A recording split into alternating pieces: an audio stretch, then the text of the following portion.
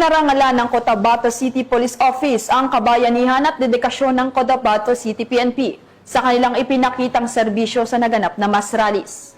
Kinilala ang sakripisyo at pagtsatsaga ng mga pulis na nagbigay ng seguridad at nagpanatili ng kaayusan sa gitna ng mapayapang pagtitipon. Ayon sa pamunuan, ang pagkilala ay simbolo ng pasasalamat sa kanilang malasakit at walang pag-iimbot na paglilingkod sa komunidad. Ang report mula kay Patrolwoman Maricris Algabre. Pinarangalan ni Police Colonel Jibin M. Bungkayaw, City Director ng Cotabato City Police Office ang kabayanihan at walang sawang dedikasyon ng mga kapulisan sa naganap na kilos protesta nito lamang ika-21 ng Setyembre taong kasalukuyan sa Cotabato City. Sa pamamagitan ng kanilang mataas na pagtitimpi at profesionalismo, na pangalagaan ng ating mga pulis ang konstitusyonal na karapatan sa mapayapang pagtitipon habang naiwasan ang anumang hindi kanais-nais na pangyayari.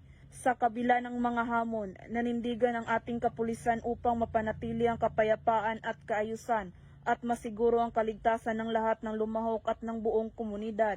Anya Police Colonel Bungkayaw, ang kanilang disiplina at pagpipigil sa sarili ay sumasalamin sa tunay na diwa ng paglilingkod bayan, ang protektahan ng buhay, igalang ang karapatan at panatilihin ang seguridad ng lahat.